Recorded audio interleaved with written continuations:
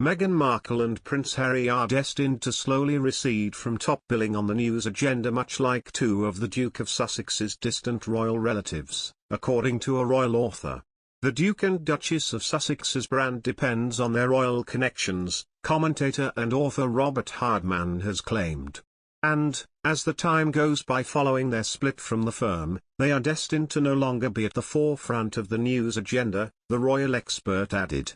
In an interview with website Right Royalty, Mr. Hardman said, "I think their brand depends entirely on their royal status and their royal connections, and therefore that's what they are going to have to trade on, however much they say otherwise.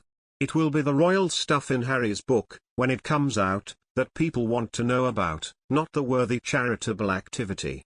And I think as time goes on, like the Duke and Duchess of Windsor, they will inevitably slowly recede from top billing on the news agenda. But I think it will be a slow process." The Duke of Windsor, former King Edward VIII, was the Queen's uncle who abdicated in 1936 to marry the woman he loved, American socialite Wallis Simpson. After he abruptly positioned then Princess Elizabeth in the direct line of succession to the throne, he moved to France where he married Mrs. Simpson and only returned a handful of times to Britain during his lifetime.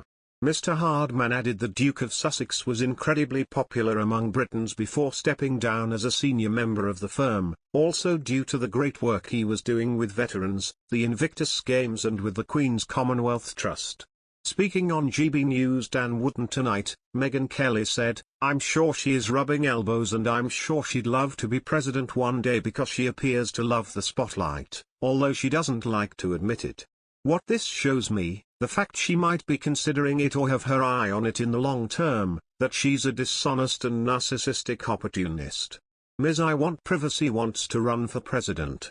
The royal family was a racist's prison, now wants to be on camera at the Queen's Jubilee and wants to use her royal titles. Ms. I want privacy for my children." She's showing up to the Jubilee with her children who are going to be on camera and she wants to rub shoulders with the first-tier royals. What she says to us publicly is not how she really feels, what she wants is the spotlight. Prince Harry and Meghan officially bowed out of the firm as its senior members at the end of March 2020.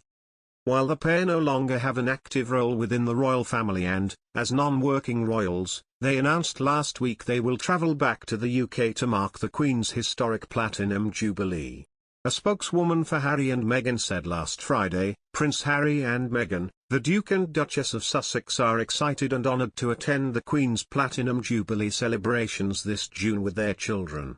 This announcement came minutes after Buckingham Palace said the sovereign had decided, after careful consideration, to invite only working royals on the Buckingham Palace balcony to watch the Trooping the Colour parade with her.